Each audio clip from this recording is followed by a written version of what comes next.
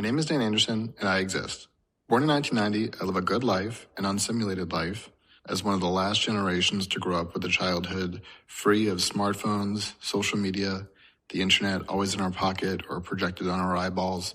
I come to you now from the blockchain. I've made a series of collections here on the blockchain using the Ordinal technology. I hope you enjoy it. This is just some funny things that I think make me laugh or are nostalgic or are of the time as somebody who is very much of the internet generation, but luckily growing up before the internet was ever present. So this is a laugh, but if you hear this in the future, it was worth something. It was worth something. Ladies and gentlemen, welcome back to another episode of the Hell Money Podcast. I am, as always, your host, Casey Rodamore, along with your other host, Aaron Redwing. Today we have a very special guest. How would you like to be named on this episode? I think he's doxed like us. My name is Dan Anderson, but Okay. I mean, I'm known as drop lister by most people.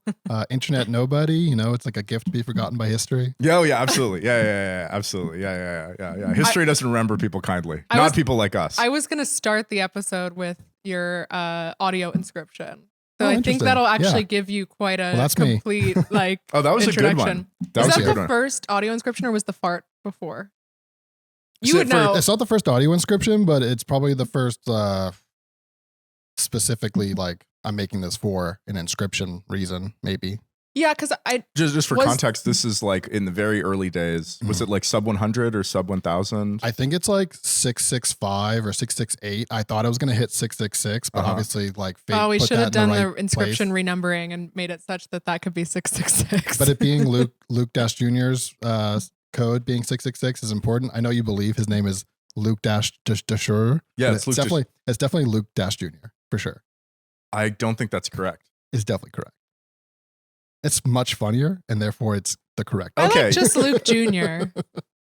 Well, you can call him anything, Lil but Luke. it's his last name is Dashir. It's like Yeah. some fucked up like Luke Jr. Slavic shit or whatever. Oh my god.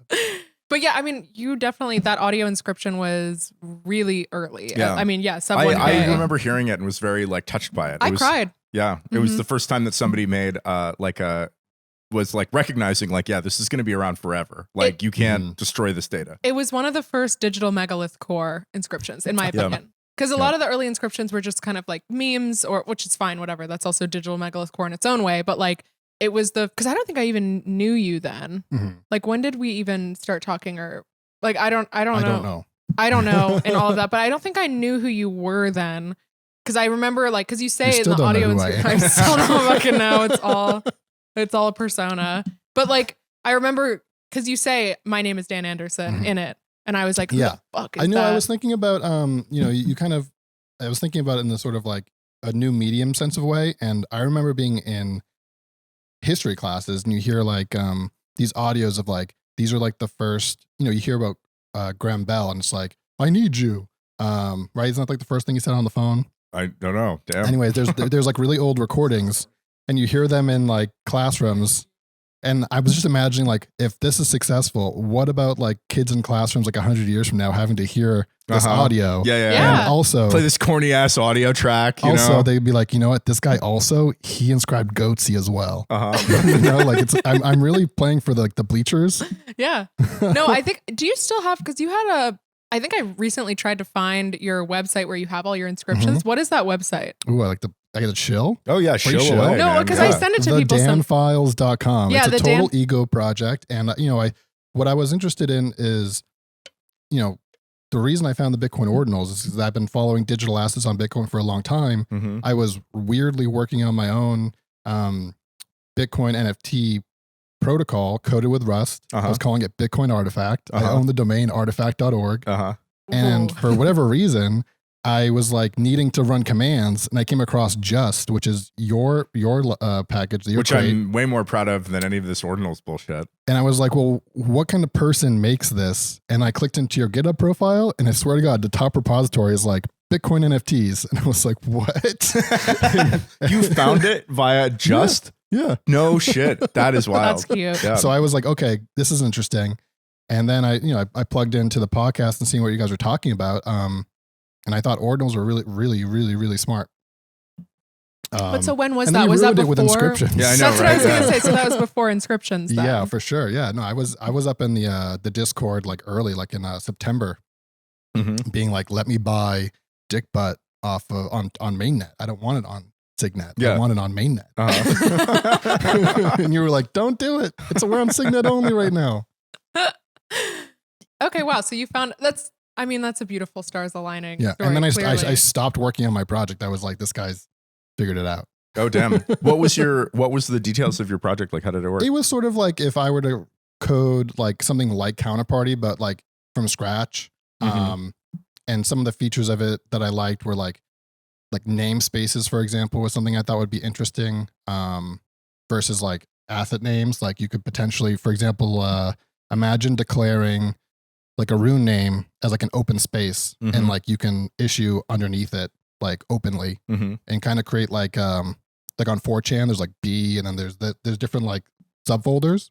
Imagine like namespaces like that. So you could have like a Pepe one, and then people just put their Pepes there. I think it'd be an interesting feature on a Bitcoin NFT platform. Yeah, interesting. Were you going? So one of the reasons that like I thought it'd be really cool to have you on was because you've been into all these like Bitcoin adjacent like projects, doing like NFT token stuff on Bitcoin for a long time. Yes, sir. Yeah, like so. One question I have, which is kind of like, why did you never like get into other chains? Like, why were you into these things that were not just Bitcoin the asset, but you never were like, oh, I'm going to go full Ethereum? Or did you go full Ethereum at some point? No, I never went full Ethereum. Anytime I was making Ethereum, I was just converting it to Bitcoin. That's what other coins are good for, is making more Bitcoin. Yeah. I think that's what everyone actually thinks, but doesn't say. Yeah.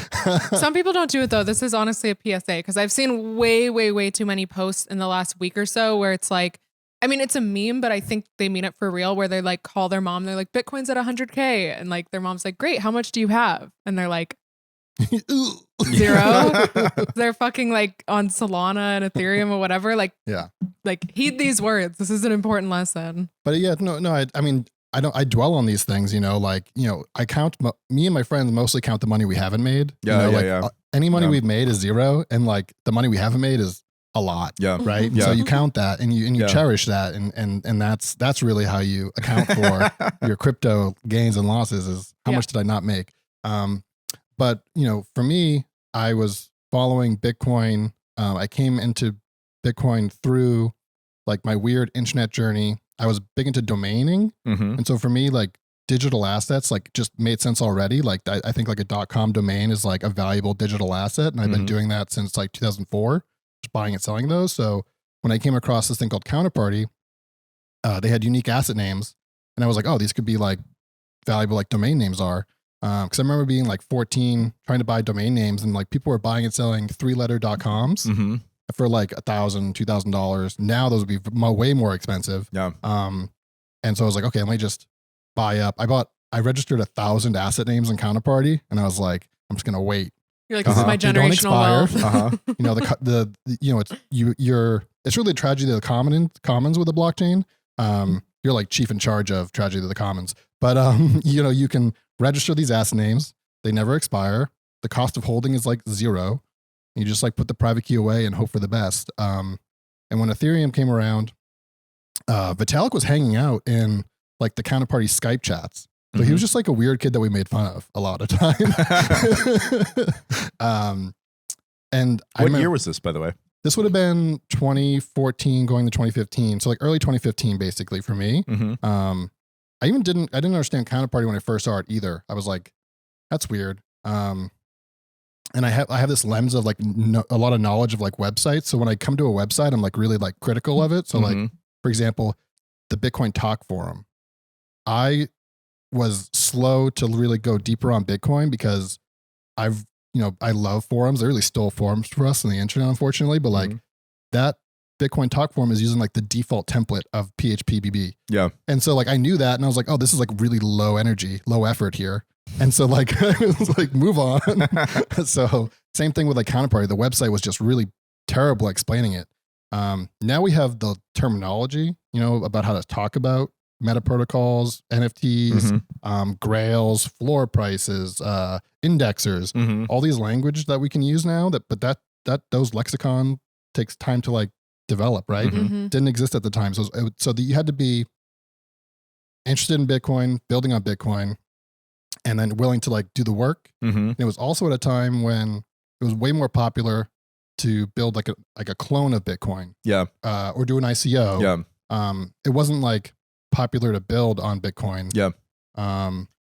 Like I remember this is sort of like way back in the day. I think of like 2013, 2014 maybe being like the old school clone era where people would just copy the Bitcoin code base and they change like one thing. They change the proof of work function, or they change the block size, or they change the issuance schedule or whatever, and then like rebrand it with no other changes, like the pot coins, the Bitcoin oil, the Bitcoin gold, the Bitcoin Africa, the like whatever coins, right? And then 2017, that was sort of the ICO era, which was basically like issuing tokens on Ethereum, right? Yeah. There were like this whole category of coins that they were like, we changed the hashing algorithm, it's script.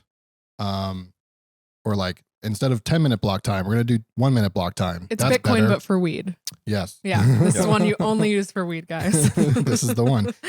In a way, and the other thing that kind of turned me off of alternate things like Ethereum was like, I was on BTCE or these like really early shitcoin trading platforms where like the things you could trade were like peer coin or feather coin, these like random alternate things, and just like lost money trading those.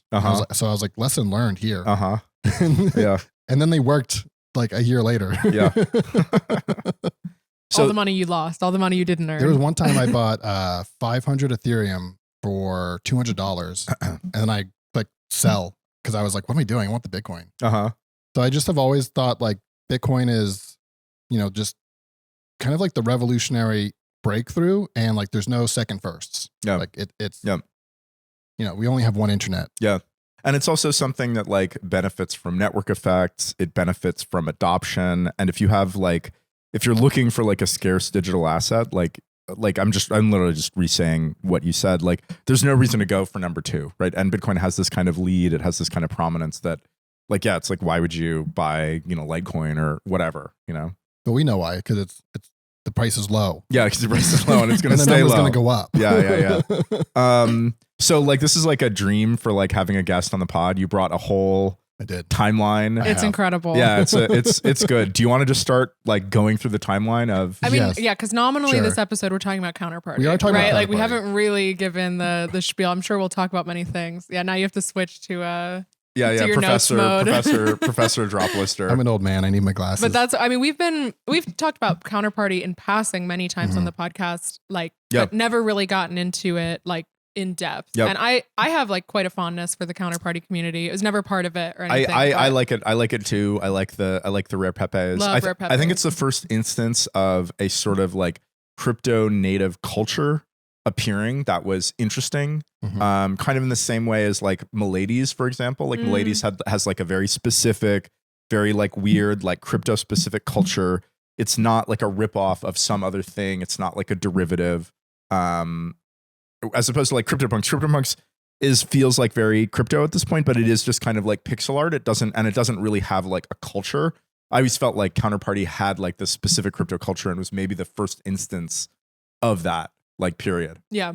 Well, I would definitely give CryptoPunks their flowers and all, but I think what Counterparty, the way it developed is different from the way other things have developed, where I would call them like a community curated model effectively. A lot of like these 10K PFPs, there's a central group who, releases them onto the community, and then people decide like, am I early in the Ponzi or not? And then we proceed from there. Whereas in Counterparty, a lot of the way projects were built and developed was like, all right, we're going to have like 5 or 6 curators. We're going to like riff on this theme, one of them being like Rare Pepe, for example. And if it's dank, we're going to say like, that's part of the collection. If it's not, it's out. And that was sort of like how a lot of the projects in Counterparty were curated. which is not unavailable to other Yeah, things, just like yeah. that organically happened in Counterparty. I also feel like Counterparty was kind of something that there was never a lot of money involved. Mhm. Like Counterparty does have a token, which I've kind of criticized it for in the past. But that token was not the result of a normal ICO raise. That token was a result of a burn. You have to burn Bitcoin to get the Counterparty token, which is used to pay for certain fees for certain things on Counterparty, like issuing named assets. But there was never a moneyed class of people in Counterparty, which I think meant that there was never, like in a lot of other projects where there's like a moneyed class, either people who've raised money or in like large holders or whatever. There's this like kind of antagonistic them versus the community thing. And they're doing all the marketing, they're doing all the pushing. And when they go away, a lot of the times the community just isn't strong enough to continue going. So the project just ends. Whereas Counterparty, like the community has always been very strong and there hasn't been this inside moneyed class. And I think as a result, that's why Counterparty has had the longevity, because there wasn't this like linchpin of the community that could go away. Even when the devs have been like less active or abandoned the project, the community like keeps going. Yeah, total CTO. No, that's exactly an important point to make. And maybe within that decision to do a burn instead of like an ICO might be like the seed of its destruction a little bit, you know, like what on my notes, one of the things about XDP, it was almost like naively fair. I think it was very idealistic. I think it was driven by like the Bitcoin ethos of like, all right, let's improve Bitcoin and extend Bitcoin. Let's not make it something that competes with Bitcoin. Also, by burning the Bitcoin, we're not inflating Bitcoin. We're actually like making it more scarce. So like that's an interesting concept.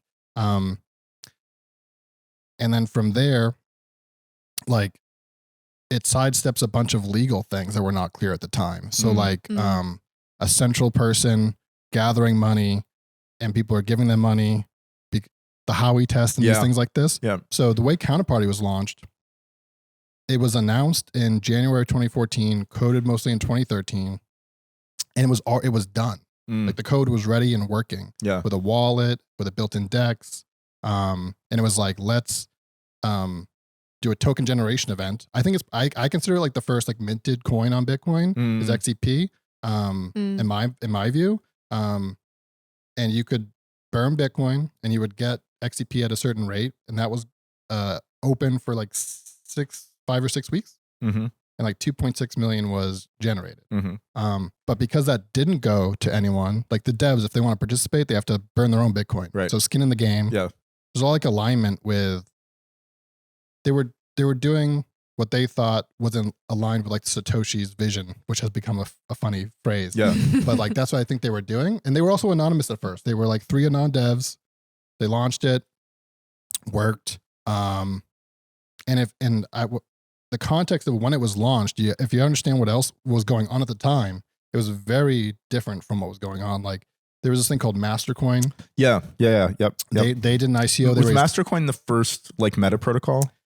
So I did my little research. Yeah. I think early, like if I were to give like a quick overview, like where a lot of this stems from is like the work of like Nick Szabo, with smart contracts, smart property, digital bearer certificates. He's writing in the 90s, kind of inventing this stuff, but also just trying to describe like what's going on. Like if you read what he writes, it's super short. It's like way shorter than like a 2-hour Twitter space. Yeah. And it's going to like raise your IQ 15. I mean, like, right his paper on the origin of money, I think is such a concise, amazing paper that gives such a inherently plausible account of how money could have arisen. And it's, it's purely speculative because this is absolute like prehistory that we're talking about, but going from this like kind of, something with some kind of use, then becomes kind of a collectible, then becomes sort of like useful if you're like, he doesn't even rely very much on barter, like becomes useful as like a ransom good or something used to pay other people off, and then becomes money, and it describes a lot of things that we can see have done that. Furs, shells, those kinds of things. So amazing writer. Absolutely goated. But he's sort of like the thought father of a lot of these things. And then in 2010, we have Satoshi and people on Bitcoin Talk talking about BitDNS.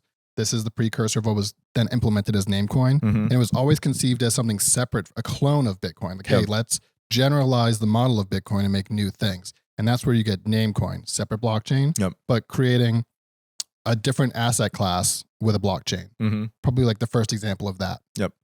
Also one of the only ones that Satoshi like had some touches on, right? His shitcoining arc. And he was always he was very positive about those things. He was positive about Namecoin. He did not think that it should be part of Bitcoin because he was like, it's going to crowd out Bitcoin transactions, essentially. Same argument from the maxis these days. And then when I in my own research, and other people can have different research, please share your research in the comments. I will share mine. But in January of 2012, Mastercoin published their white paper, which is kind of a joke of a white paper. It's called the second Bitcoin white paper. If you read it, it's not a technical white paper. It's sort of political treatise / some technical ideas, which is very early Bitcoin. Like, so many libertarians running around making their like, here's my declaration of my view. Yes. Presto shitcoin. But 5,000 Bitcoin was how they created their coin. He just put up an address called like One Exodus, and people sent him 5,000 Bitcoin that ostensibly token generated the coin. And the way that they were doing their layer on Bitcoin was kind of insane, like knowing how things are done now. But like, you got to remember, like in 2012, how stupid people like were and how low tech the things were. Like everyone was like smart dumb in 2012. We know a lot more now, but like you had the Nick Szabos, and then you had like everyone else. Dude, we're still the early left curve days. And the right curve. We're very early. And so the way that like a Mastercoin transaction would happen is the first output would be to the One Exodus address as like a fee for the devs, and also to mark that as like a Mastercoin transaction. The One Exodus address was not a burn address. No. It was a vanity address. Yes. And furthermore, every transaction that they expected you to make on that protocol, first output has to go to them as a dev fee, and also to mark it as being part of the protocol. Then the second one would be your like recipient address. And then subsequent outputs would be basically fake addresses encoding data. So they were encoding the data in the addresses. And did the op return opcode exist at that point, and they just didn't use it, or did it not exist yet? I think op return is and somebody else could correct me, but I'm pretty sure op return has always been there. I think what changed, and it's driven by this protocol, is that in 2014 it became a standard to use op return. I see. To get away from because there's so many ways to encode data in Bitcoin. This is like the thing about it. It's like a sticky problem. The tragedy of the commons is real, and you just can't prevent it. Like anything you do to prevent it creates worse ways to do it. And this is a particularly egregious way, because if you're storing the data on these outputs to basically addresses you have the private keys to, you're creating these like Bitcoin in the UTXO set that will never move, but like we can't prove they won't be able to move. So they're in this weird limbo. It's not an ideal way. And like I said, later in 2014, they were like, all right, if you guys are going to write data to Bitcoin, do it through the op return, because what that does is it's provably unspendable, and therefore we can ignore that data if we choose. It's amazing that they decided to limit the op return from the beginning, because I mean, they limited it to, I forget, it was like 40 bytes and then 80 bytes. And then, it was both. Or it was 80 bytes and then 40 bytes and then back to 80 bytes. And like, it seems very naive to me. Any limit is going to mean that anybody who wants to do stuff data in Bitcoin transactions above that limit is going to have to go for, storing it in fake multi-sigs or storing in fake addresses, which is much more harmful. It just seems like dumb on the part of the devs not to like recognize that. Which is exactly what Counterparty does. If you want to make a transaction that's larger than that limit, it fails over to bare multi-sig. Yep.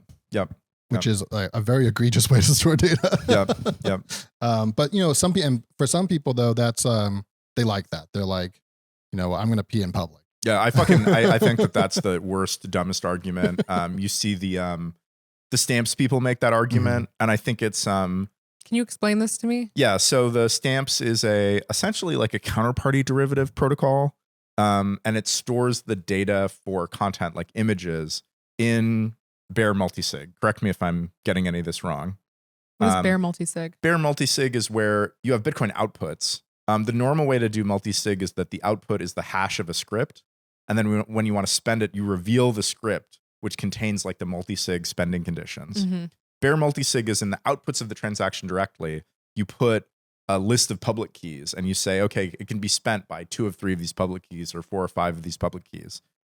So the difference is that in bare multisig, it makes the UTXO set much bigger because the UTXO, each UTXO has to have the output script.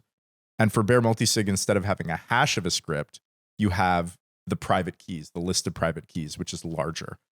So in the case of... why does this matter? Because it increases resource usage for full nodes. Full nodes have to track, have to keep the full... So it's just inefficient. Inefficient, yep. Okay. And when Stamps does this... And that's the P in public of it all. That's the... Yeah, it ruins the pristineness of the Bitcoin project. Right. But the thing that really bothers me about the Stamps people is that they make the claim that this data is somehow more permanent, in particular, than data which is stored by inscriptions, which is than data that is in the witness, right? And essentially, they're using the same arguments as like BSV people used to oppose SegWit in the first place. They're like, oh, it's not really in the chain, quote unquote. It like maybe it could be pruned, maybe it could go away. And the answer is no, it can't be pruned, it can't go away. Nobody will ever prune it, nobody will ever make it go away. Even a single node running that preserves that data, keeps that data available. It's not the externalities that bother me, the fact that they're imposing these costs on other people, the fact that they're doing it for retarded reasons. Mm-hmm. That's what bothers me. Yeah. But this is Stamps. Shout out Stamps. Yep. Shout out Stamps. Which appeared pretty soon after Inscriptions, I think. It's 100% a I don't, maybe not reflection is not the right word, but like, you know, it's a reaction to your action. Yeah. You know, so like Counterparty. Well, let's keep going back in time. Yeah, through the timeline. I really would love to do that because that. I just want to circle back to Mastercoin just to make one. Yeah, let's keep going through the timeline. Just to pin something in Mastercoin. Mastercoin became later Omni. Yeah, and it was where Tether launched. Yep. And that, and I'll circle back to this because Tether is a case study in some of the ways consensus can fail in these meta protocols. That's really important, I think, to understand. I like that you just have Tether written on the side and you just circled it like your notes. Yeah. So let's keep going through this is like behind the scenes. Yeah, exactly. But like the next thing, and so Mastercoin comes out January 2012. March 2012. January again. The eToro CEO, which is like this multi-billion-dollar company now, he does a blog post very similar to like your Runes post. That's like, how about we do colored Bitcoin? And it doesn't have any like real specs to it, but it's like, what if we did, instead of a Genesis block, we have a Genesis transaction, and then the outputs that receive that Bitcoin, they're now holding supply of that coin. So is a colored coin really what we kind of now refer to as like a UTXO based protocol? I think so. Yeah. Okay. Yeah. Yep. And can you explain colored coins? Yeah. So we bring them up all the time, but I don't think we've ever really. So the distinction between colored coins or a UTXO based protocol and something like Mastercoin or something like Counterparty is that in Mastercoin and Ordinals is UTXO based. Ordinals, Inscriptions, and Runes, all UTXO based or quote unquote colored coins. In a Mastercoin or Counterparty system, the assets are not held in Bitcoin UTXOs. All you're using Bitcoin for is publishing these messages, and these messages update the state of this like completely alternative ledger. Mm-hmm. And when you want to spend, when you have a counterparty asset, that doesn't mean that you have a UTXO. You might have 0 UTXOs. And when you want to spend it, you like publish a message, and it doesn't require you to move any particular UTXO. Oh, interesting. In a colored coin system, of which I think Ordinals, i.e. the SAT numbering, is like the purest version of, The assets are tied in ordinals. They're tied to sats, but in a general color coin protocol or UTXO based protocol, they're tied to individual UTXOs. Why is it called colored coins? Because the idea is that they were calling it at the time. the idea is that you color the Bitcoin with different colors. Like, oh, this you like mark it. You're like the UTXO, you mark it with like a red. Whatever. It's a very cryptographer type of thinking where you have like Bob and Alice and whoever, and then like they also often talk about when you look at like ZK proofs or whatever, often it's described through colors. It's just the common way to describe these things, I think. But this guy did this blog post. He's like, "What if we did this?" Yep. And then follow up, we have Manny Rosenfeld in December of 2012 does an overview of colored coins, and what he presents is here's how it could work: is like you have an output and it has like 10 green, 10 red.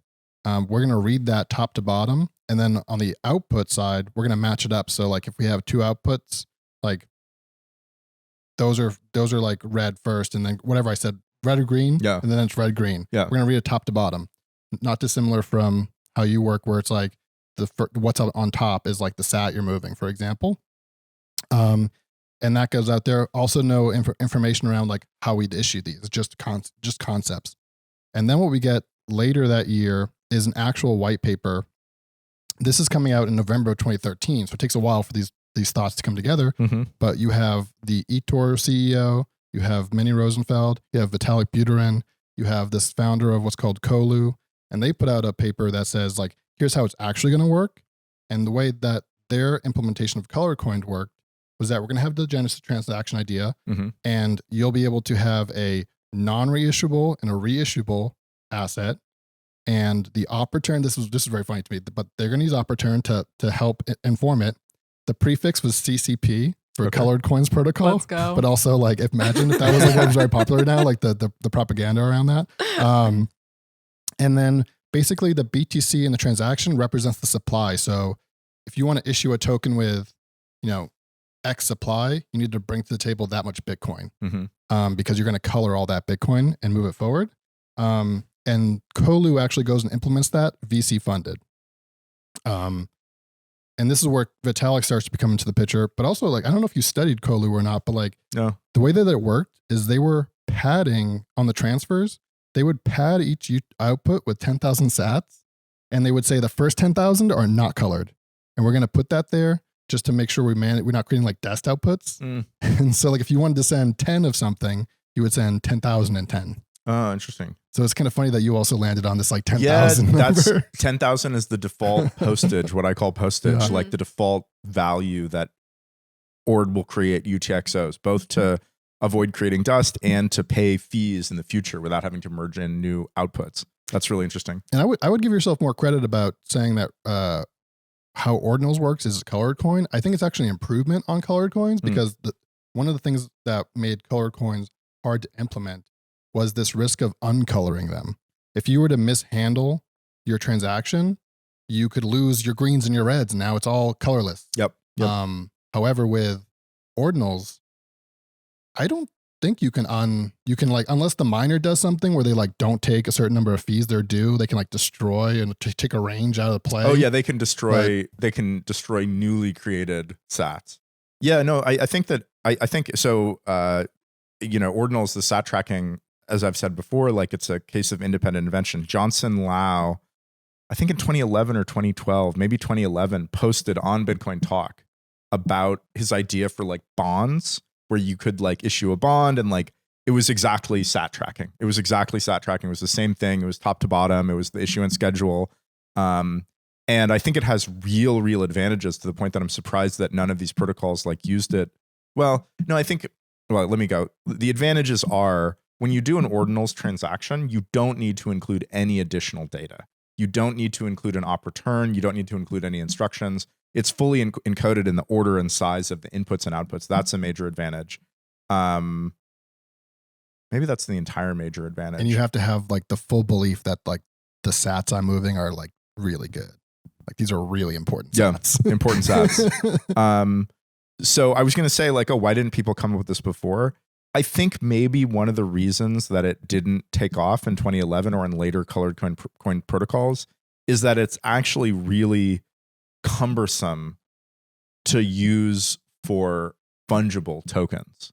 For fungible tokens, sat tracking is like really annoying. You don't want to have, a billion sats for a billion units of your like shitcoin, right? You just don't want it. So I think the reason it didn't take off is back then, people weren't really thinking about NFTs so much. They were thinking about fungible token protocols. And so they didn't go like full sat tracking for their colored coin protocols. I think that's spot on. And furthermore, when I was talking about the colored coins, and I mentioned if you want to have a certain supply, you have to bring that much Bitcoin to the table. Yep. Like they were finding that even beyond just like the ordinals and the numbers there, just like that's a limitation around like fungibility that like is they didn't like either.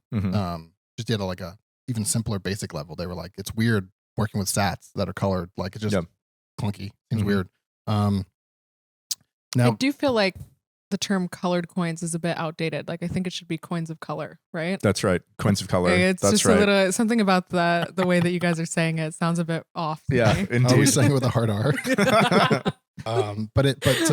So you have Mastercoins out there. They raise a bunch of money. This idea, colored coins, gets VC backing. I'm not sure how much.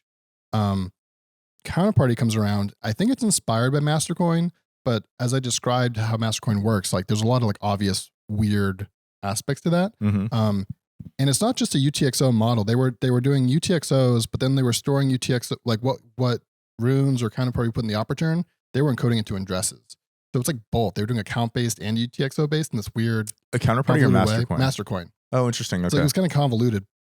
And so Counterparty comes along and says, you know what? Like we can extend Bitcoin and do more DeFi style things that we want to do. And we're going to go with an account-based model. We're going to use the opportune. We're going to use the Bitcoin network for message passing.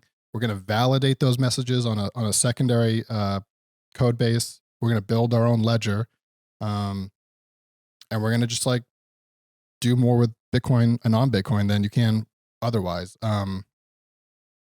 And by breaking from the UTXO model, it allows you to do more on Bitcoin than you could previously. And it really simplifies a lot of the colored coin problem of like, we're relying on Bitcoin as like this substrate. Yep.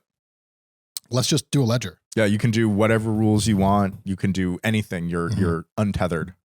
And the way Counterparty is founded, the burn, 2,100 Bitcoin was burned to create XCP. And the way it works is like you make an opportune transaction, you prefix it, Counterparty, and then each different message in the protocol has different ways to encode it to fit within that space. Like asset names are converted to like asset IDs, for example. Or like there's different like flags. Makes sense. Just to fit in that space. And Counterparty is like featureful, we'll call it. So you can issue an asset, you can create an order on the DEX, you can broadcast a message, you can do a send, you can do a bet. There's different like features that come out. There's even like a rock, paper, scissors, shoot feature, sort of in the model of like Satoshi dice when things were like pretty much feeless. Yep. Not well used, but they were out there. They were in the arena trying things. But it was like featureful, I'll call it. And then compare that to Ethereum launched. Ethereum announced their ICO raise the same month of January 2014, and they raised 35,000 Bitcoin. That doesn't come up a lot, but like they got a ton of Bitcoin. Yeah. So they have this totally separate model, which is like we're going to launch an unregistered security versus this other like we're going to do sort of like the libtard in the libertarian sense way of like let's make sure we're not sullied or we have the moral high ground. That's how Counterparty was kind of launched in my mind. And then you have Ethereum, also account based. Vitalik's also on Twitter saying his initial design for Ethereum was a counterparty styled protocol built on Primecoin because the opportune wars were going on at the time. Oh yeah, okay, yeah. Primecoin it basically had finding primes as a proof of work. Yeah. and the sort of like the innovation of Ethereum is rather than this featureful set like Counterparty, we're going to be featureless. So Ethereum is this featureless protocol where you have to build up everything on it. Whereas with Counterparty, there's one way to issue tokens. There's one way to make a DEX order. On Ethereum, there's a million token standards. Yeah. It's not clear if they're implemented properly. If you're just a basic user of a token, like someone could say this is an ERC20 token. Yep. But the code behind that could be, and there's so much money's been lost because of that. So Counterparty and Inscriptions are very similar in the sense that there's like this like asset standard, and there's only one implementation of that standard, as opposed to Ethereum where there's an asset standard, but then every token is a different implementation of that standard. Yeah. It's like a gift and a curse. In the hype around Ethereum was like world computer. We have smart contracts, which is just a misunderstanding that Bitcoin doesn't do smart contracts. I think Bitcoin does do smart contracts. The way Nick Szabo would describe a smart contract is a computerized transaction protocol that executes the terms of a contract. If you've ever made a Bitcoin transaction, like you have to like put in like the conditions under which this money could be spent. Mm-hmm. And like, so for me, that looks like a smart contract. And he also says like, he thinks digital cash protocols are basically smart contract. Inherently. Yeah. So there was a misunderstanding, I think, that Bitcoin couldn't do these things by the people, by the way, trying to build on Bitcoin. And I think, to be fair, the things that Vitalik and people like him wanted to do on Bitcoin were hard to do, hard to achieve. But I think what is ironic is that it's like you can do anything on the world computer. What do people want to do? Issue tokens, send them around, trade them. Mm-hmm. Those are the three things people want to do. Yeah. yeah. Issue, totally. transfer, trade. And actually, I think it's much more valuable to be able to know what the implementation of a token is without having to go look at code. Like if you want to know how an ERC20 token behaves, you have like 10 ERC20 tokens on Ethereum, you have to go read 10 smart contracts in detail and figure out how they work. And you have to hope that the code has been published and everything. On Counterparty or Inscriptions, you know exactly how the inscriptions or the runes or whatever, or the counterparty assets trade. You don't need to go look at a bunch of different code bases. And I think that's actually, I think it's interesting. Like Ethereum has always been betting that there would be all these amazing uses for this arbitrary smart contract functionality, when in fact that really hasn't come to pass. What people want to do is they want tokens that are literally like inert objects that they trade around and can't be destroyed and can't be taken away. And, Counterparty and Inscriptions provides that in a way that Ethereum doesn't. If we had come up with all these crazy uses for smart contracts, the Ethereum model would be great. Do whatever you want, do all these incredible things. But because that hasn't come to pass, I'd say that it's generally inferior. Yeah. Ethereum's like a bug bounty protocol. Yeah. Like you can make a lot of money if you just like read smart contracts and you're like, oh, they forgot to like do a basic check here. Doink. Like that's like the history of Ethereum is like just rug pulls from just basic mistakes around like, oh, we thought that this would be fine. Not fine. Yeah. Not fine. Yeah. And that's crazy, but like the reason I looked deep into this, because I just wanted to give, because, we talk about with Bitcoin, like there's classes, like when did you come in? Are you the class of 2013, 2015, 2018? Mm-hmm. And it really colors your understanding, not to go back to colored coins or whatever, but understanding of really color. informs your understanding of color. What you understand about the blockchain is really informed by how you were onboarded. But there's all these things that came before that were interesting and important, but they were just happening when nobody was around. Yeah. Nobody was there. And you were talking about hundreds of people that cared, like not really that many. And so I see it as like there was a real interest in making Bitcoin do more. And then there became sort of like a fork in the road. The Opportun War is a part of it. It was around like, all right, people want to do this. Let's make them do it in a less severe way. I think I saw something that said the reason they chose 80 bytes was like, that's like enough for like a double SHA like string.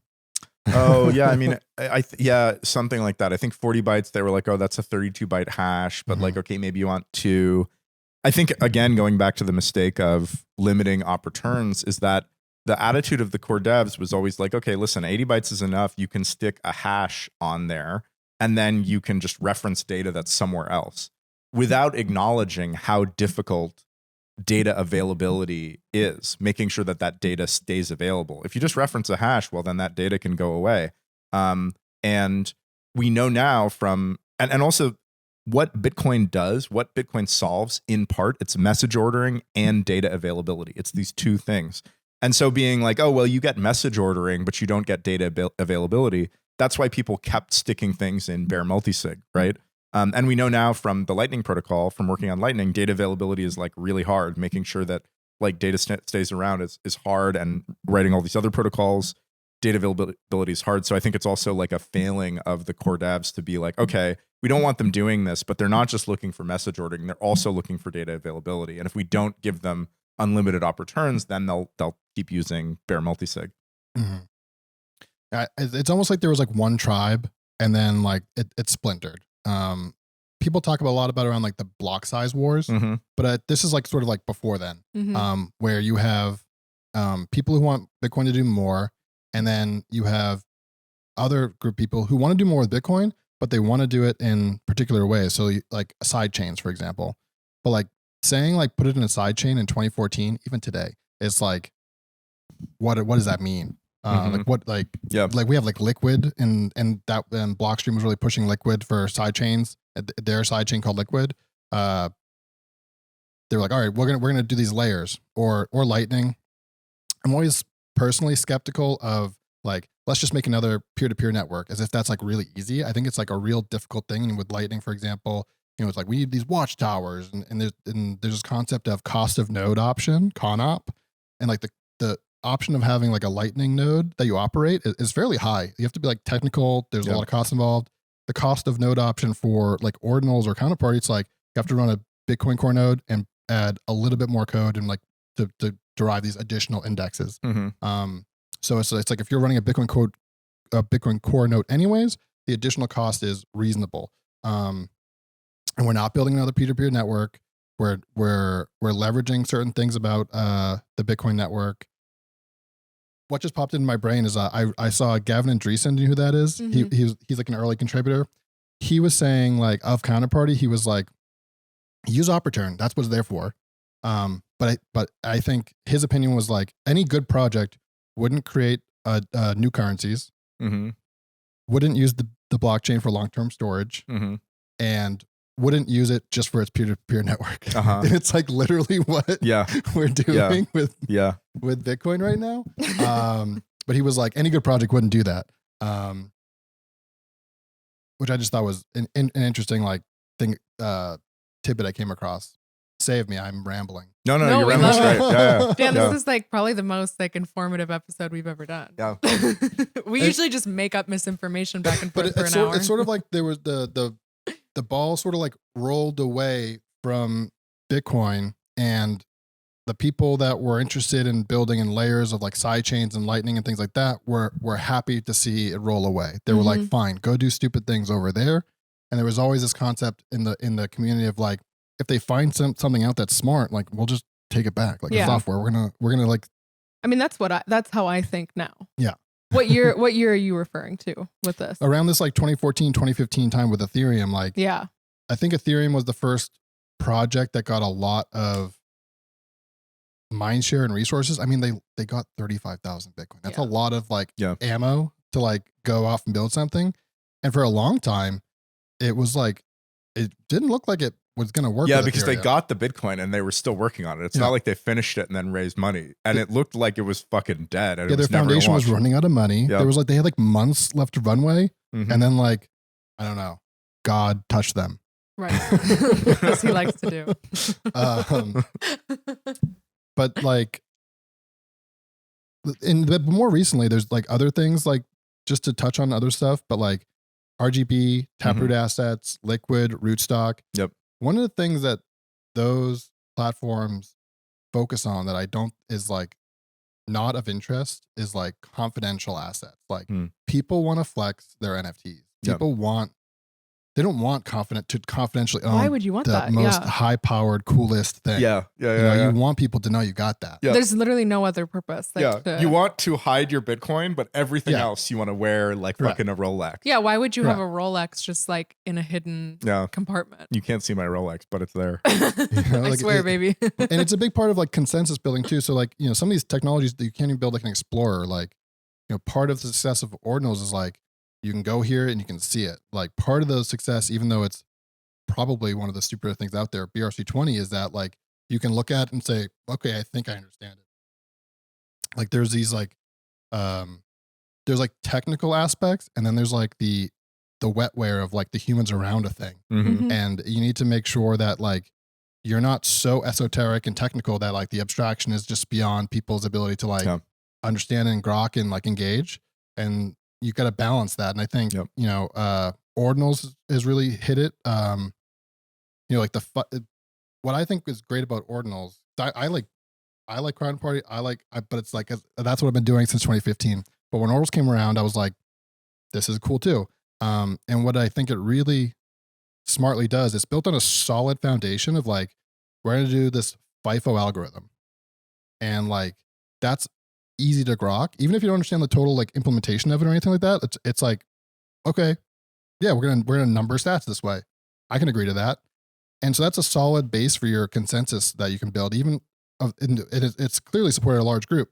But if you want to like futz around with that, you're really limited in what you can do. Like you can LIFO. Mm-hmm. What have you achieved? Yeah, not nothing. a lot. No. Yep. You can't really target balance as well. Or you could go in, add some code, potentially like cenotaph somebody's room balance, hard coded. You could do that. But would there be consensus around that? Probably not. Cause like, it's like, that's not how we do things here. So like that has been a real strength of the Ordinals Foundation. And I'm going to circle back to Tether on Omni, because this is what I think is the real risk of these platforms, is that the miners are not validating your non-Bitcoin balances. So that's just not happening. Yeah. That happens at a different level. And that level doesn't have like proof of work, for example. So the example that always sticks out in my mind is in 2017, $31 million worth of Tether was like accidentally misappropriated, stolen. And the Tether Foundation forked Omni, pushed an update, blacklisted that money and said, run this. And the devs were like, okay.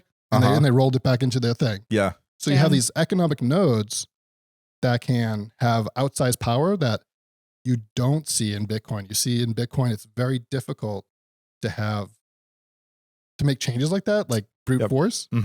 But like Magic Eden, for example, if they were like, hey, something weird happened, they could potentially be like, code update, run this now. Yeah. I think that gets like really interesting, and we haven't seen that yet. We could have the same thing on runes. Like if Tether issues some rune, which I don't think maybe they would for compliance reasons. I think they expect to be able to blacklist and freeze runes. But let's say they issue a bunch of runes, and even if they're not stolen, maybe they just fat finger the transaction and burn them with a cenotaph. Then presumably they would want to put a lot of pressure on me to be like, no, you need to change the protocol to like hard fork it and like rescue our coins. Yeah. And we haven't seen a sort of takeover attempt like that yet. I'm actually a little bit surprised. I always thought that there was going to be that, like for example, like do you remember like proto runes that like we heard about, and then nobody, there was these. Is that like when you had posted it but not implemented it? And this is like some like runes with smart contract things that somebody was building afterwards. And they didn't try to like be like, no, we're going to change the runes protocol. They were like, no, you like burn your runes and then they go to this alternative system. But I'm surprised that some project like that hasn't been like, look, we have this shiny upgrade for runes and now we're going to push everybody to use it. And I agree. I think that's a big risk, right? Like if you, like there isn't the same kind of momentum that's behind Bitcoin with proof of work and the asset and like this history of like not changing, that I think makes Ordinals, runes, and inscriptions more vulnerable to that kind of pushing for like a takeover or like a change. I mean, you'd have to have a lot of political power to do that, right? Like probably Magic Eden is like the only entity that would even come close. And I don't think they could do it. I mean, the thing about like, I don't think they'd want to. I don't think they want to get into that. They would much rather just focus on their marketplace and taking fees on transactions, you know? Sure, like, yeah. No, I just bring it up because it's always the thing that for me, when I look at this, it's like, this is safe enough for most things, but there is this like concentration of value that can happen that creates leverage against like the other people in the network. Mhm. That is, I guess you'd call it the 51% attack in Bitcoin, but like there's the game theory is much better. The mechanisms are working at a higher scale on Bitcoin. and so some like I think in some ways like with runes or counterparty like or Omni, you don't really know what the limit is before you go into the danger zone. Yeah. Because like you could be in the danger zone and not really know. Yeah. We're in the danger Some zone. entity has the power, they just haven't flexed it yet. Yeah, that's Yeah. I'm kind of very aware that the longer I go without making serious changes to any of these protocols, and the longer I go without doing any kind of hard fork, which I don't think I would do, like everything is always backwards compatible, the harder they get to change. And so Ethereum sets a bad precedent by doing hard forks in the first place to do upgrades, and then a very bad precedent when they essentially roll back the DAO hack. Any protocol that their upgrade mechanism is hard forks leaves themselves vulnerable to this kind of pressure. Like, oh, well, you've done hard forks in the past. Do this like hard fork, which is politically, expedient for like some group. So that's why I don't do them. I mean, aside from just a general sort of whatever, like technical ideas. Like, so I think the longer Ordinals, Inscriptions, and runes go without these kinds of changes, the stronger they get. The backward compatibility that you've been able to achieve is very admirable with Ordinals. And there's different models, like Monero, for example, they just said, we're going to hard fork every 6 months. That's just what we're going to do always. Mm-hmm. Yep. So like that's like a way to manage that where it's like, expect it, it's here this time. And so it's like, if there was pressure for some reason, it's like, well, the hard fork isn't. Wait 6 months. And then Counterparty forks all the time. That's because it's featureful. You want to add a new feature. All of these balances interact on Counterparty because like on the DEX, I can trade XEP for Pepe Cash. I can trade Pepe Cash for, Bitcoin, whatever. Like I can trade all these assets against each other. So they're all interacting. Do people use the Counterparty DEX very much? Yeah, they use it. So like I have this whole thing on Counterparty errors. I don't know if it's worth going into or not. Yeah, it is. Absolutely. Yeah. Let's go. There's like the 2013 development phase before announcement, and then it was announced on Bitcoin Talk. There was the burn. The burn was successful.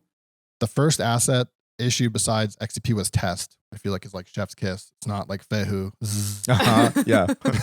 Yeah. Nail on head with Test. And then some of the first coins are like this thing called FLDC. And what they were doing is basically there's this project called Folding at Home by Stanford University where you can commit your CPU power to fold protein as like a research thing. And so if you could show them that you had done that, they would give you folding coin. That you were like mining the coin. Yep. There was this thing called Storage, which they raised 1,000 Bitcoin. STORJ? Mhm. Oh, yeah. Okay. Yeah. And their idea was like you could some of your local storage could be part of this like cloud competitive like decentralized thing, and we'll reward you with the token. There was this random thing called Gems. They raised like 2,000 BTC. So once Counterparty existed, the first year was like people who are ready and waiting, and they're like, we're going to ICO on this. And they got listed on centralized exchanges like Poloniex and Bittrex. And that was sort of like the utility phase, I'll call it. In the past, you had to have a reason for a coin, even if it was a weak reason. Now there's no reason. Actually, it's better if there's no reason. Yeah. It's like actually fundamentals don't only get in the way. give me a reason. Yeah. Absolutely. I would love, it's just lightning out of the bottle. And then in 2015, Spells of Genesis came on the scene. This is an important project in the Counterparty. This is all not, so I think of these things as like culture tech, like, I don't know, mixes, I'll call it. But like, if you only focus on the tech, you miss a lot. If you only focus on the culture, you miss a lot. So like, it's this coming together that's really important. Or like one of the things I like to say about Bitcoin is like the price is not in the code base. Like, where does that price come from? Like, that is a result of like the humans culture, around it, Mhm. Yeah. you know, valuing it. Mm-hmm. And so I always think if you're too far over here with the tech, you miss like a lot. If you're too far over here, you miss a lot. Like, for example, early days, like Eric Voorhees, Bitcoin Jesus. Mhm. What's Bitcoin Jesus' name? Oh, Roger Ver. yeah. Roger Ver. Yeah. Mhm. People like that, not developers, very influential, very effective in like getting the Bitcoin message out and growing Mhm. the network. Yeah. I mean, look Not at Michael developers. Saylor, right? I mean, not that Michael Saylor has necessarily had influence on the code itself, but Mhm. it's like that is like the definition of someone with like no technical understanding and yet like so much power Yeah. over the culture. You would be a good example. Right. I know It's you're. like, I know well, you're. Tech, I know we you're. are I know, the- I know you're technical, but I think part of the success of Ordinals is probably, you know, we're in the room where it happens. But like, I think, you know, you're able to add the, you know, probably what Casey would otherwise miss. And it comes together. Well, it's true in some ways, but I think I would call myself like a distiller because I think you are pretty tapped in. Like you designed Ordinals cracked. with the culture in mind. Like it was not just the decisions you made. Oh with yeah, designing definitely. Ordinals Yeah, there were were absolutely aesthetic not technical. and cultural to Yeah. a large extent. Yeah.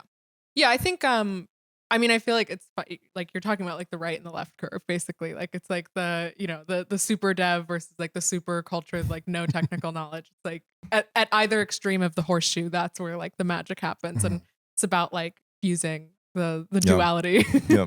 Or maybe a big part of like the success of Ordinal is just like your interest in making art with it, like that being your like driving motivation. Because like when I look at things like RGB or Taproot or the people behind those things, I'm sure they're fine people. I don't think they're like NFT like native people. No. They also just overcomplicate things. For sure. They're just like those projects have been in development hell. I don't think RGB or Taproot. I mean, at this point, I'm not.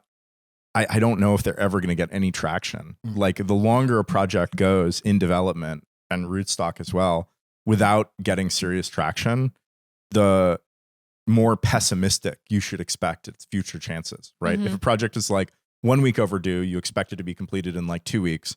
When a project is like 4 years overdue, you're like, they're never going to finish this. It's never, you know? Also, I think you value simplicity more than a lot of devs do. I think that's a huge problem with devs is they're just like, oh, we'll just make it more complicated. Like more lines of code means that it's better code. And it's like, and people come up with these proposals for like ordinals, runes, and inscriptions. And I'm like, do you understand the consequences of that? Do you understand like how much crazy bullshit acrobatics we would have to do to make that work and like keep that working? Just no, they don't care. They see the shiny feature.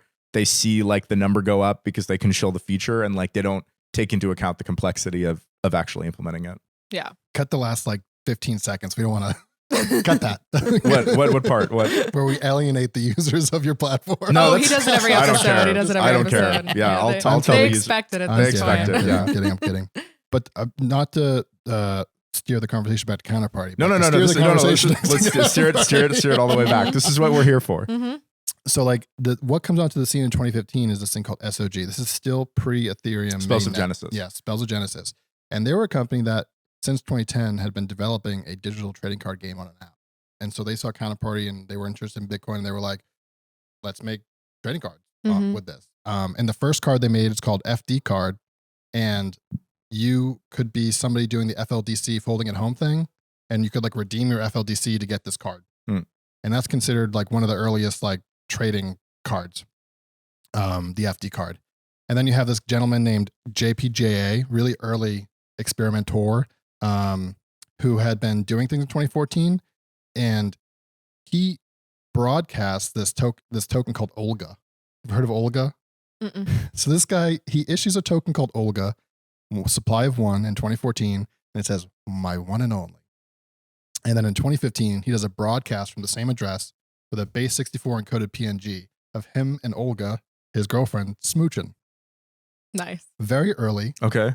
Not an inscription, but that's an image on the blockchain attached to a token. So there's a lot of like early experimentation and Counterparty. In 2016, there was a Bit Girls Japanese television show where there was trading cards that represented different women on this show. I don't understand what was going on, but Yeah. just like Japanese babes with trading cards. Yeah. And then Rare Pepe launched in 2016.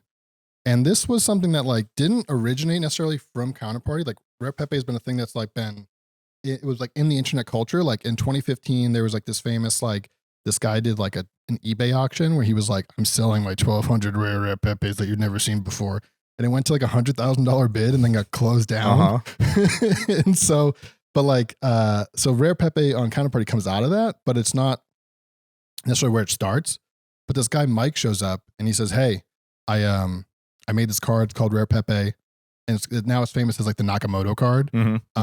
He put 300 of them on the decks and people bought them. He issued some more.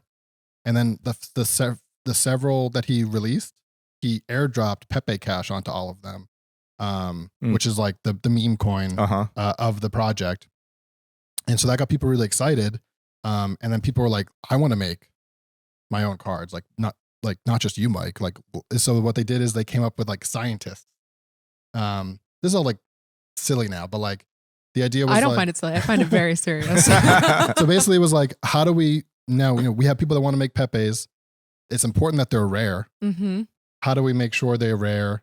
Let's make an organization of people of Pepe Scientists. And we will certify the rareness of these. And you're not allowed to share your Rare Pepe until it's certified. If it's not certified, it's fake, and you must beware of them. And this was like how it began. I was asked to be a Rare Pepe scientist. I was offered 20 Rare Pepe, which is currently worth like $2 million. And I said, no, this is going to go too far. I do not want a part of this. It will go too far. What do you mean too far? Too far. I mean, look at this. We're in too far. It's gone too far. We're in too deep. It's gone too far. But later on, I saw what too far looked like, and I was like, okay. You were like, actually, this is kind fine. of a fun time. But like, we've gone too far. We absolutely have gone too far. We've like fallen down rabbit holes through rabbit holes through rabbit holes, and there's no bottom. Yep. We keep finding new bottoms. Yeah, we do. We do keep finding new bottoms. We're accelerating. We're not reaching like a maximum velocity. Yeah. So was there any like, how was the distinction between rare and fake Pepes like handled? Like, how would you know what was rare and what was fake? Yeah. So there was a directory.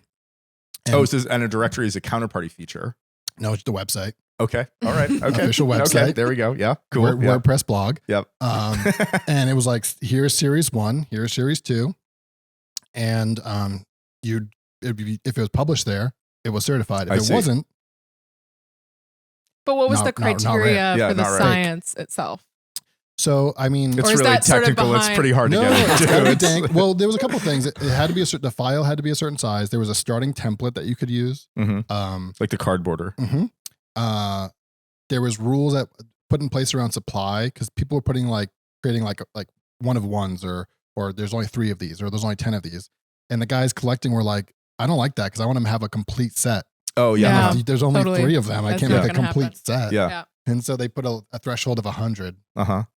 And it had to be non-divisible. There's like rules for the settings, but and then this person that I think is really brilliant on this stuff, he says that like he thinks Rare Pepe is like the Amen break of crypto art. Like Amen break is the most sampled like piece of audio in music, where it's like if you ever hear like a snare in like the background, it's probably this sample. Yep. And so like you've seen how like if our editor, if you could just throw in like the amen break a little bit, you know.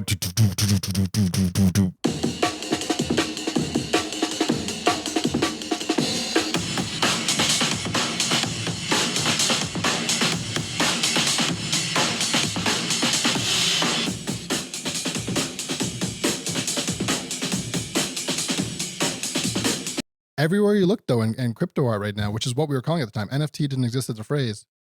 Pepe everywhere. Yeah. Pepe everything. And thank God for that, honestly. And one point I want to get out on additional to all these things, NFT is a term invented by lawyers. It did not exist. And then Ethereum had, the Marco Santoris of the world and the Cooley LLPs of the world were like, do not call these fungible tokens. Say they're put on the label our legal defense, non-fungible token. Because the idea being like, this is our legal defense that this is not money transmission. That's is the source of NFT. And then people start using it. And then there's something about an acronym that makes people feel like really technical Yeah. and really like ERC20, NFT. Like you don't actually have enough acronyms in Ordinals. That's maybe one of your mistakes. Oh, is you need interesting. Yeah. more I don't like acronyms. acronyms. I just go to the thesaurus every time and find a good word. But it's so funny to me because it's like fungibility is like a really weird concept. Like US dollars, fairly fungible, all have serial numbers on them. Mm-hmm. So fungibility is like a spectrum. Mm-hmm. And then they're like, oh, these are NFTs. They're not fungible. And then we make a 10,000 collection with a floor price where we don't care which one we're buying. Yeah, right. Yeah. Like, these are fungible. So Yeah. it's like, and then if you people look at counterparty stuff where it's like, oh, there's 300 of those, it's fungible. Mm-hmm. Like, okay. Yep. But like, so the term NFT, we've adopted it because that's how everyone knows it. And I know it's a debate right now, Bitcoin NFTs, or is it Ordinals, or is it Inscriptions? Right. Yeah. Do you want to weigh in on what we call things? Oh yeah, no, I'm pretty open to people calling things whatever they want. I mean, I'll always come up with the name that I like and try to use it. But I think the thing is that names, like they have multiple purposes, right? Like they need to be understandable, right? They need to be expressive. They need to be evocative. You also don't necessarily want to stray too far from common terminology. And so all of these things are kind of in conflict. And so if people want to call them Bitcoin NFTs or Bitcoin meme coins, that's totally fine. That like makes sense from sort of a marketing perspective. Okay, but that marketing push is coming from Magic Eden. Like I will say that first and foremost. Oh, like, yeah? that is an effort entirely from a platform that and that's fine. That doesn't mean that it's not a use. When I talk to, my parents' friends about what I do, I say like, oh, like I work on something that puts NFTs on Bitcoin. Yeah. And they know what that is. Like I know it's useful to communicate to people, Yeah. but it's like the reason why people are moving away from those words is a marketing push from Magic Eden. Sorry to be a conspiracy theirist about that, but Yeah. I think I think I know that. What I'm hearing is the Ordinal Foundation approves the propaganda. Right. Well, Casey's not an authoritarian. I think that's the big thing, that he'll never tell people what to say. Not really. Yeah. But he will disapprove. Yeah, I will disapprove. Let me talk about 2017. This is an interesting year. So 2017, Japan regulators, Mhm. they along with 10 other cryptocurrencies recognize XEP as a currency. Fun fact, there's like a Japan cohort of counterpartyers. Of Pepe Scientists. Of That's Pepe where many of them Scientists. came from. For real. It's awesome. That's one of the things I like about the internet in general is like cheap access to global markets. But then like in the blockchain world, it's like so common. It's almost like the community of crypto is like these like archipelagos of people over the world where like we're kind of co-located but very It's a far. network of sovereign individuals. I think It it's is. really like kind It of is. like that. It is. And so I that's something that really excites me about it. But Well, I do think that's something, sorry to tangent, but I think that's why Pepe also took off as this like this hate symbol or this like alt-right symbol, not because it really was, but because like I think Pepe is associated with people that are like outside of the system and maybe a threat to the system as a result, there's definitely some not so nice Rare Pepes. But that's the thing with memes is that they're like they're ownerless, like Yeah. this is not, nobody's in control, not Matt Fury, not That's what I mean. Like it has this feeling of like anything could come out of like the collective unconscious in this culture because it's open to that. Mhm. And that's what's kind of scary about it. Were you Bitcoining in 2017? Mhm. Fees very high in 2017. Yeah, this is like block size wars, right? Or not like a SegWit getting activated, or why are fees high? Maybe I don't remember it all. I have no recollection of why, but basically the fees were $10, $15, $20. Multiple projects on Counterparty started migrating to Ethereum because Ethereum launched in 2015. It's starting to get some legs. It's starting to get the momentum because it has the support. Like Mhm. it's open for business. Bitcoin, not open for shitcoin business. Mm-hmm. Ethereum, open for business. Yeah. So, and the fees were high. So like all these use cases of like a fungible token on Bitcoin with the fees that high, it just doesn't work. So what ends up happening is projects focused on fungible utility-based tokens migrate to Ethereum for good reasons, fair reasons. The fees were lower at that point, although the fees went crazy on Ethereum after the fact. And what's left is this protocol initially created to do like DeFi. A lot of the early features of Counterparty are like, how do we do like a NASDAQ style thing? how do we stock market on Bitcoin? What's left is the use case for this is NFTs. Like one of the things that Mike, who started Rare Pepe, is famous for saying is like, this might be the killer use of Bitcoin is NFTs, which And it at the turned out to time be. seemed funny, Yeah. but like might be correct. And one of the things about NFTs that other things have is like, there's no like oracle problem of like NFTs. Like they're sort of like, it is this, like what you're looking at is what you got. Mm-hmm. They're not that deep. They're fairly shallow. They're right there. Yeah. And so you don't have to like turn to anyone to be like, who do we go to know, whether or not like this real world asset exists. What does example. this racist Pepe mean? Please tell me. Can a dev do something? I'm just going to run down my timeline. Please. 2018 was not a good year for Counterparty. Oh.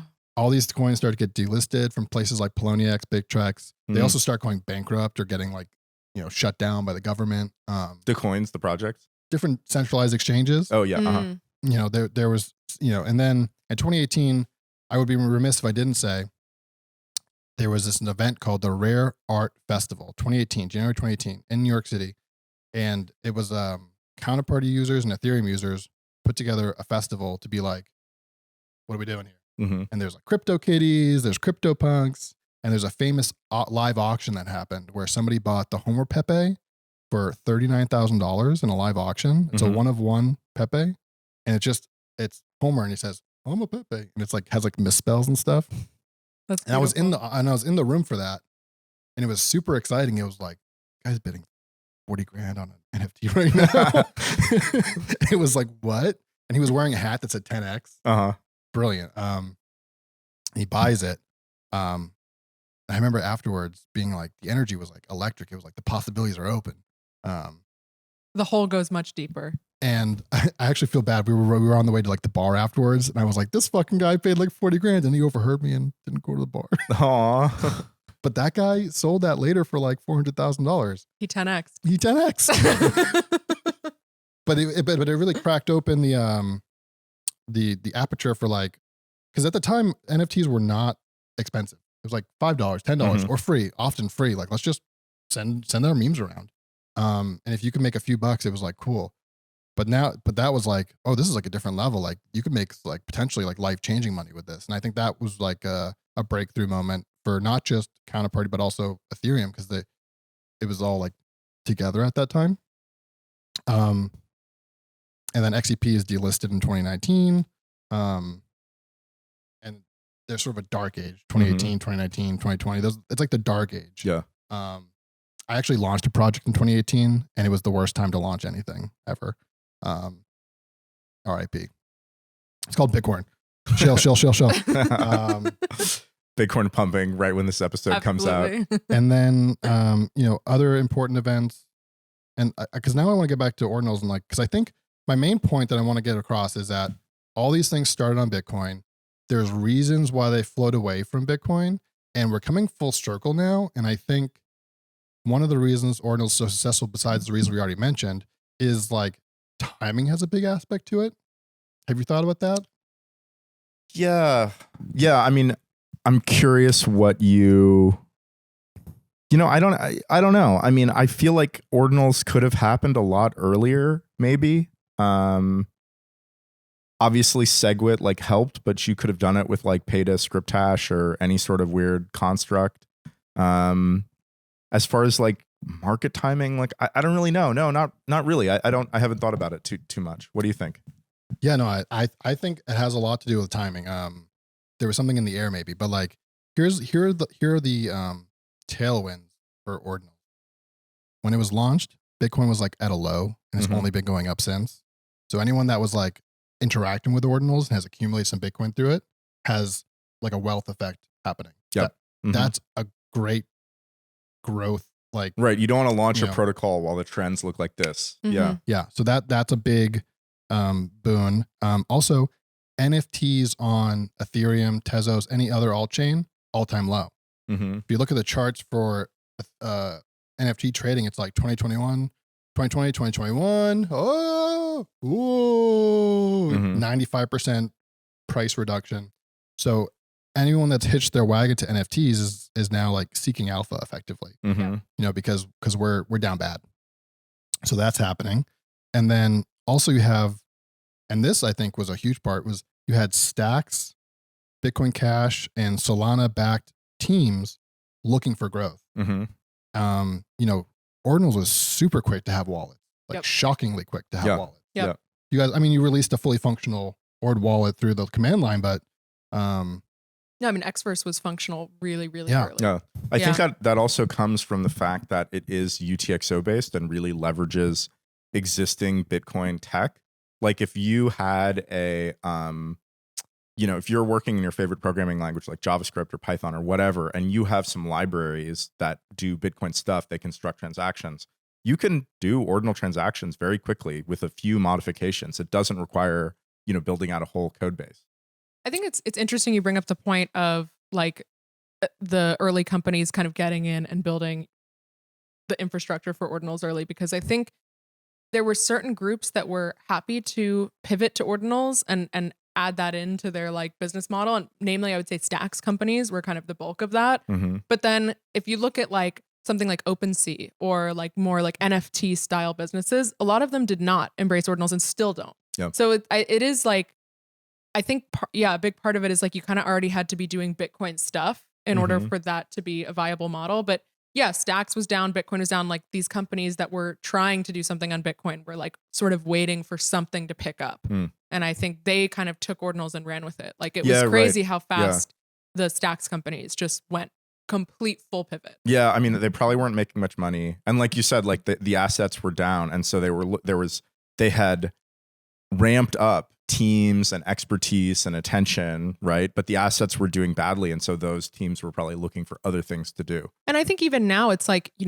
Bitcoin's at almost 100K and where is Ethereum? And I don't think that's because of ordinals, No. right? Like Every day getting further away. We're at 96.8. Yeah, we're down which only feels from pretty here. bearish at the moment. Yeah. But like, I think there's also this aspect of like, I feel like this is the first time, at least since I've been into Bitcoin, which hasn't been that long, that there's this breakaway from Bitcoin from other chains, where I think before there was this idea of, oh, you're too late to get into Bitcoin if you get into it now or in the last couple of years. Like that already happened. Yeah. So now get on the Ethereum train. Maybe that's even too late. Get on the Solana train or the whatever train. Like I think there was this feeling of like, there's other chains that will be as useful as Bitcoin, and you should go there because the crops have already been harvested on Bitcoin. And I think that narrative is like absolutely not playing out right now. Yeah. And that's kind of what the meme coin stuff is as well. It's like, don't have any purpose, utility, or anything. It's like pure meme. Like you actually don't want to build it on something that could promise utility. You really just want it to be like pure, the purest form of like shitcoin, meme coining possible. And so like, I think there's also this like, I don't know, like if ordinals had launched in, the 2021 bull market, like would it, when there was this idea that like Ethereum might flip Bitcoin, or like that there were these other things on Ethereum that were building, like would it have gotten as much like mind share? I don't know. It's like right now everyone wants Bitcoin. No one wants Ethereum. I also think a big part of it was because the data is stored on chain. There was this indicator that you would see, like the ordinals, the inscription activity was very visible on conventional block explorers. Anywhere you wanted to go look at the chain, you could see it. And then you would naturally be like, what's going on? And you would learn about it. And then you'd go to ordinals.com, and then you could see, it's like reading the news. It's like what is being published on chain, as opposed to something that was like off chain or didn't create fee pressure, where people wouldn't even necessarily know that it was happening if they weren't directly involved. Crazy how many people are just sitting there watching like the mempool. Like It's cute. It's really a bizarre thing. What do you think the future of Counterparty is relative to like ordinals, runes, Bitcoin, whatever? So I think of Counterparty as being, it's of its time, as we went over. Like there wasn't SegWit, there wasn't Taproot, so it's kind of an artifact of its time. It has its flaws, but it's also, like I said, of its time. The founders have come back. They're improving it. They're moving it in the direction of how Ordinals works. For example, like one of the new features is the ability to attach a balance to UTXO to enable the partially signed Bitcoin transaction model. Yep. Which I believe is like the other really powerful thing of the Ordinal setup is that the websites that are supporting Ordinals as that are helping people generate transactions, they're putting fees on there and are able to generate Bitcoin revenue. And that has been Right. there's no functional necessity of that actually, right? But there is like, it makes sense to people where they're like, okay, well, we need to match make these partially trying to time, but there has to be someone collecting them and matchmaking them. That's a service. Makes sense for me to pay because I'm getting paid. So it's a good time to put a fee. Or like minting, like there's a convenience fee of like batch minting. So there's these business models that exist and they can take this fee. And that's a real reason that to support Ordinals is like, oh, we can make money doing this. But if there were to, one of the things I'm still thinking about is like, if there's a business model where you can be profitable and not take a fee, then the race is straight to zero on fees. Yeah.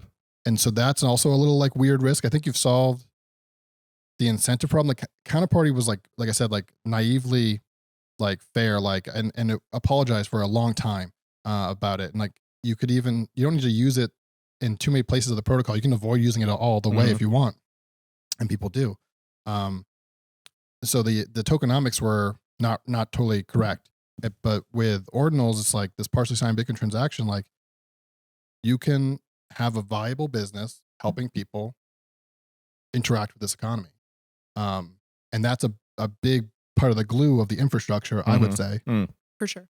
Let's talk a little bit about like Counterparty has gone through some like drama and then like rebirth recently. What are sort of the events that led up to Counterparty 2.0? I guess the original devs left, and then how did development of the project happen after they left?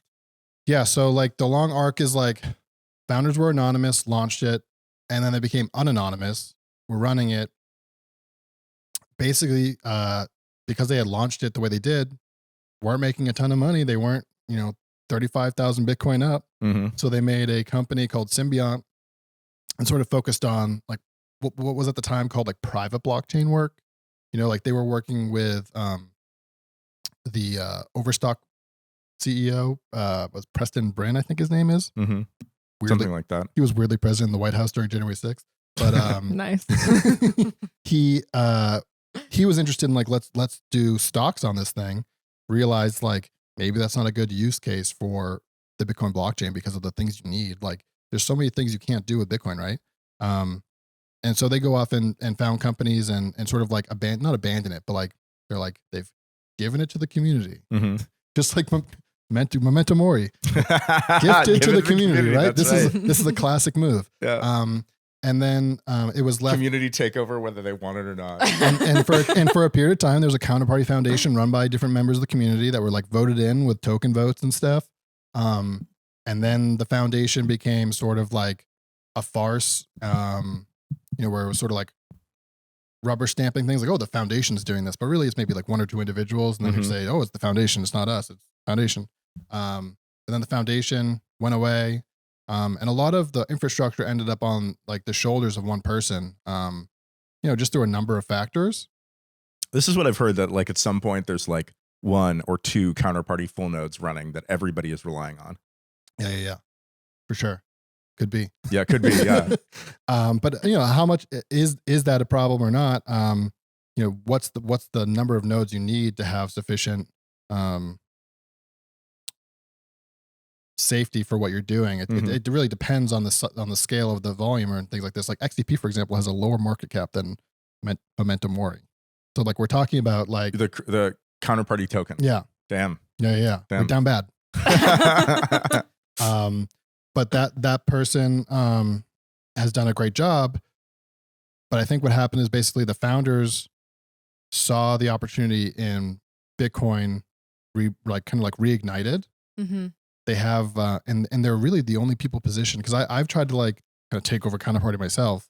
But whenever you try to do that, a DTO, Dan takeover. Yeah, I tried to DTO.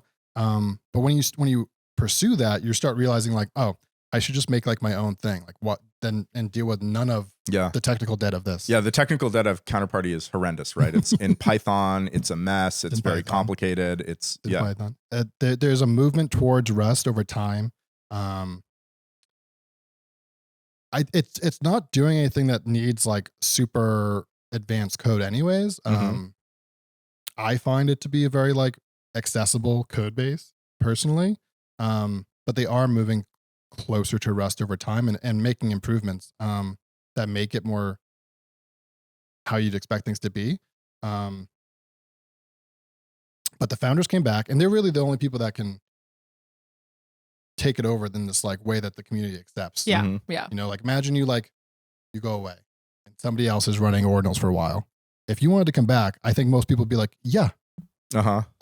Whereas if you're just like Joe Schmo, or even if you're an influential member, it's like you have a different relationship to it. So they were the people that could do that, and they're making these changes that, you know, focused on the tokenomics to see if we can improve that.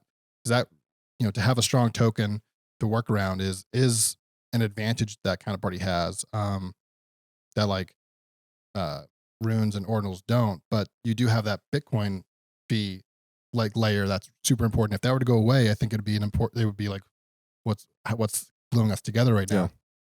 And the other thing that I would just shout out, this is just random thought. Counterparty is account based. A lot of like address reuse, but like Ordinals and Inscriptions, you have like really cool tools to not do address reuse and to like be very like, don't you reuse these addresses? But that's not how people work anyway. All the wallets have developed. Ord is the only wallet that doesn't reuse addresses. It's largely address reuse anyways. So it's like if we're doing that anyways, we can maybe like cut out a lot of this complexity. There's some nice things about it where it's like I have a Bitcoin address with 1,500 NFT balances. I can zero out the Bitcoin balance and not lose my balances because it's not how they're not connected that way. But what we're moving towards is like the option to have partially signed Bitcoin transactions, trying to get that sweet Bitcoin generating revenue, baby. Yeah. And also part of the problem of not being UTXO based is that you don't get features automatically from Bitcoin. I know that Counterparty didn't have multisig for a long time because it's not UTXO based. So if you want to build your own ways of securing these assets, you have to code them. So the Counterparty devs had to code their own version of multisig. And it was very difficult to stay up with that just because there wasn't the ICO, there wasn't the VC funding. So everything is like very homegrown, but it's kind of the charm. It's a little bit of this like underground thing that just I 100% agree. It's the little engine that could. And you know, it's present in the universe. Ordinals and Runes are killing it. It's just a different culture that sort of like precedes it, and but they're all commingling. Like look at us here. I know. But so now the devs are back. It's Counterparty 2.0. Yeah, baby. They had a huge update with a bunch of features. The new things that came up. They spent like a year just improving the code base. No features, just improvement. Very smart. Very like, we're gonna do this right. First new features, minting. Open mints. There you go. Yep. People love a mint. New type of minting that hasn't been instituted yet, though. Like you can do the minting like Runes or BRC20, but you can also do an XCP mint where you can collect the XCP as the person doing the mint for like an ICO reason, or you can burn the XCP, which is great for like some tokenomic reasons. And there's also the concept of like of a soft cap. If you do a XCP based mint, you can say if we don't hit this threshold, everyone gets their XCP back. No one's done this yet, but what I view that as is like we can mine for the best meme coin. Yeah. So it's like set the threshold really high, and like if we don't hit it, let's just like try another meme coin. That's beautiful. That's beautiful. Yeah. Hasn't come to fruition, but I think it's an interesting mechanism that is not existing in other places. Yeah, it's a really interesting. I mean, I feel like what's coming to shape in my mind is like Counterparty really is the meme scientists. You know, they have their consortium. The advanced They have their R&D. consortium of right, like Pepe Scientists. They have their experiments like that, you know, you're running with this and they're doing research and development on dank memes. That's really like 100% important work, honestly. Yeah, and I think what would be interested to see like in Ordinals is, you know, maybe what you could learn from this if you're interested in like inscriptions and Ordinals is like, are there models around like community driven curation, I'll call it. Like, you know, not just like we're making a product and you're the consumer, is like we're all the creators of this thing together. Those those types of projects I think are really interesting and create like new things versus like we're gonna do CryptoPunks again but on Bitcoin. So like I think new things come out of that collaboration. Physicals, like there's not a lot of that I've seen this like sort of physical thing where it's like this ordinal represents like this art print. Mm-hmm. There was a lot of like play with that in Counterparty that I haven't seen necessarily. I think like I would love to see tokens for a reason. But Boo. like What's tokens for a reason? Utility. Yeah, you know, utility. like how long can this go? You know, I think what does it look like when the music stops playing? And what will sustain us through like the dark times? Yeah, the dark times.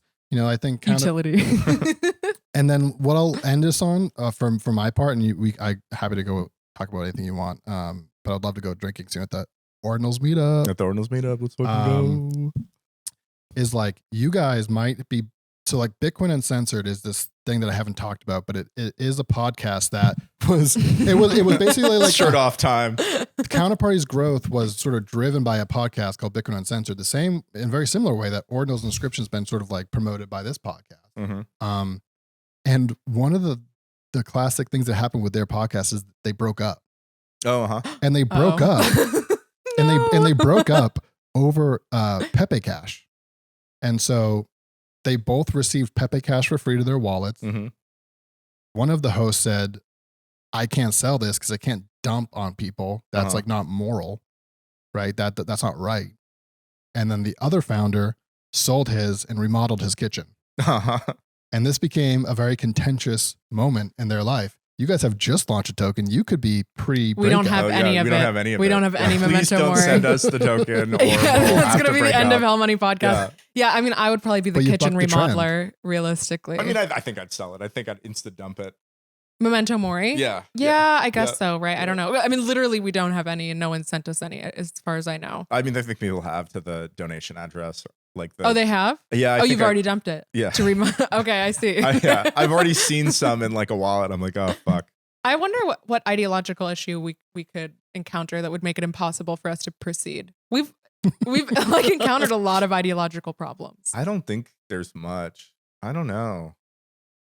You guys excel. You know, you're Excelsior. Yeah, you would have to start shitcoining in some way that I found really distasteful, but like, I don't know. I think, But if it was aesthetically pleasing, yeah. it would be I think honestly, totally I'm fine. Yeah. yeah. I don't know. Maybe I mean, maybe. No, I think you'd be the end of Hell Money podcast. It wouldn't be me. What do you mean? Like, I don't know. You would get bored and move on to something else. Yeah, I think so. Although I'm having fun. I'm enjoying it. Yeah, like It I could don't be think something we're. benign where like you got a different apartment and you were like, I don't have the space. That's what Yeah. I'm saying. It would be something like that. It doesn't fit into the lifestyle anymore. You have kids. I have kids. Something like that. Yeah. Then, well, the kids could be running around like in the background of the podcast, Yeah. or it could be we have kids, but then one of us thinks the kids shouldn't be on camera, and so then we have to stop the podcast because I insist on bringing my child to be on camera. It would be a personal dispute. Okay. Yeah. That's something all like I'm that. saying. Yeah. But now I need to what Bitcoin Uncensored. Yeah. Who were the hosts? Like, are they still? So Junseth and Chris DeRose were the hosts. And it started as just like a counterparty update. And then they went into just covering everything Bitcoin. And it was like the preeminent Bitcoin podcast for a long time Yeah. because there was only 400 or 500 people to reach, Yeah. and you've reached all of Bitcoin. Legendary episode with Vinay Gupta. Just throwing that out there. Anybody who wants to watch. That's what I'll watch. Some What- really excellent content. The reason a lot of people don't know about it, it's been like scrubbed from the internet, but adherents to the ideology have like archived them, and you can find them in rare Wow. places. Mm-hmm. But the rules of Bitcoin Uncensored: I'm an idiot, you're an idiot, no oracles, and the fourth rule that I mind is you don't want that. So these are the rules of Bitcoin Uncensored that we developed, and they come up in a lot of different ways. St. Catherine, pray for us. Truly. Yeah, I mean, we'll see. I don't know if the Hell Money fans would really archive our content to put it anywhere. Maybe. Although Yeah. we're inscribed, Yeah. actually. So Although we're on that's- so many platforms, like I don't even know how we'd go about deleting all of the episodes out there. I mean, you have an iconic digital footprint. Like, yeah, it's pretty good. your digital footprint was very inspiring. When I first met you, that was one of the things I liked the most about you was that Uh-huh. your digital footprint is so egregious. Like, I found it very charming and What do you inspiring. mean so egregious? Like Wonko Monko ass shit. Like, you know, it's like, it was very like, it was cool to see someone out there in the arena fully doxxed with like Wonko Monko on rotomore.com. Like I was like, it really freed me because at the time I was in a PhD program and I was so afraid of that side of my life, finding out about like the astrology part of my life, for example, you know? And so to just see someone who is just doing whatever, that's what I always wanted to do. And that's what I feel like I'm doing now. Nice. So I think Hell Money we're never removing because it's, you know. Yeah, it's out there. Yep. I think we're pretty much out of time. We got to go head to the meetup. Yeah, we got to go hang out with Ordinals people. We should touch on last final thoughts? No, it's just, it all starts on Bitcoin. It's all full circle to Bitcoin. Bitcoin. Check out the Dan files. If I was 100K by the time this fucking episode comes out. In like 6 months. If I was rich, I would have a Dan files piece. But I'm not rich enough to afford a Dan files piece. Yeah. But sub 1K, very rare. Yeah, that's what I'm saying. Like if I had money, that's what I would spend it on. Nope. So, you know, that's and just the website's good. Honestly, that's the big thing. It's like I think people should have a website where they show all their inscriptions in like a nice, fun way, like you do. Like I often send it to people as like a portfolio, you know, it's great. Great. Yep. Thanks for coming on. This was great. You really brought like so much value to this podcast. This hope misinformation podcast. No, I hope not. I'm an idiot. It's all fake. It's all wrong. You need to recommend us a Pepe Scientist to have on the podcast at some point. Like sure, that could be a sort of follow up to this. Yeah. I think this is great. I find this early history of Bitcoin and Counterparty and these other protocols really fascinating. Super interesting. It's also stuff that like everybody kind of knows about Ethereum, but people don't know about these other things because they kind of died off, you know?